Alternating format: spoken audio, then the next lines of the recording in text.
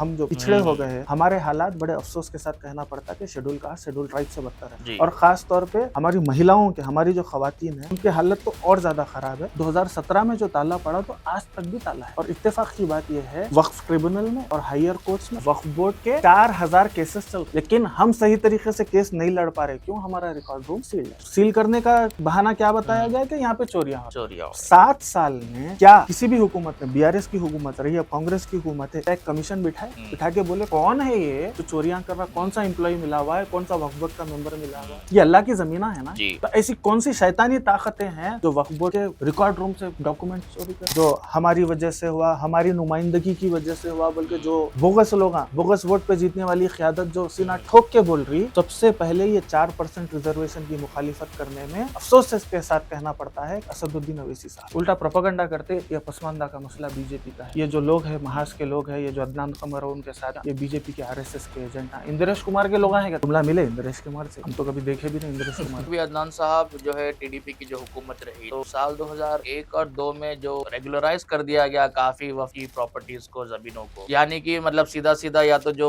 कब्जा करा उन्हीं को बेच दो, उन्हीं को टेनेंट बना दो। इस पे भी ज्यादा कुछ वो नहीं हुआ। और ये वक्फ का मसला कांग्रेस का मसला, बीजेपी का मसला बोल के लेकर, ये मुसलमानों का मसला है। खास तौर पे उन मुसलमानों के लिए औकाफी जायदादें हैं ये जो पिछड़े हैं, पसमानदा है। बीजेपी बोलती कांग्रेस के नैरेटिव से कांग्रेस मुसलमानों का नुकसान पहुंचाई, कांग्रेस बोलती वो बीजेपी का नैरेटिव है, बीजेपी जो तो मुसलमानों की दुश्मन। एक्चुअली तुमला दुश्मन है। हमारे जो मुस्लिम कायदीन है, तुम लोगों की पॉलिटिकल राइवलरी, हमारी ना किसी से दुश्मनी है, ना किसी से दोस्ती है। हमारी फलाह बहबूदी के लिए जो बात करना है, हम बराबर, चाहे वो सेंट्रल गवर्नमेंट हो, चाहे वो स्टेट गवर्नमेंट हो, हम बात करते हैं। दरगाह हुसैन शाह वली के मुतवल्ली के ऊपर 2019 में उस वक्त के वक्फ बोर्ड के सीईओ शाहनवाज कासिम साहब जो है सो केस रजिस्टर करे। क्यों? फ्रॉडुलेंट काम कर रहे हैं बोल के। फिर एक पुराने जो सीईओ थे उनको अरेस्ट किया गया। क्यों? वो दरगाह हुसैन शाह वली के मुतवल्ली को ये पुराने सीईओ क्या करे, नो ऑब्जेक्शन सर्टिफिकेट दिए, जिसकी बुनियाद पर वो प्रॉपर्टीज बेचे। अब दरगाह हजरत शाह खामोश का बेटे, ये मुतवल्ली साहब जो है 2014 में इनको सस्पेंड कर दिया गया। अकबर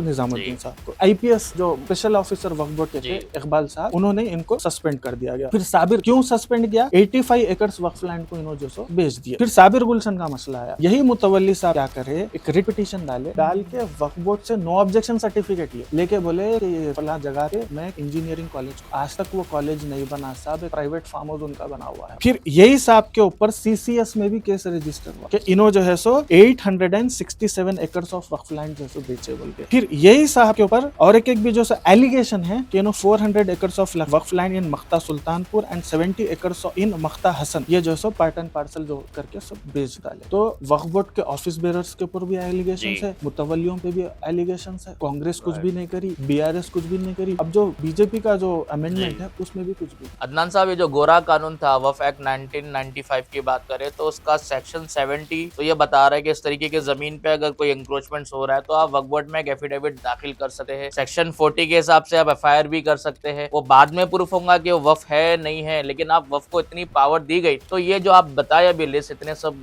ढांडलियां हुए, तो क्या वो गोरे कानून का इस्तेमाल क्यों नहीं हुआ? अल्लाह की जमीनों को बचाने के लिए जो बोर्ड बनाया गया, उसके जो मेंबर्स बनते, उसका कुछ एलिजिबिलिटी क्राइटेरिया होना चाहिए, क्वालिफिकेशंस होना चाहिए। तो ये हमारा समाजी स्ट्रक्चर है। दीन की बुनियाद पे हम एक है, कलमे की बुनियाद पे हम एक है, लेकिन हमारे समाजी हालात के हिसाब से हमारे को यहाँ पे अपलिफ्टमेंट है।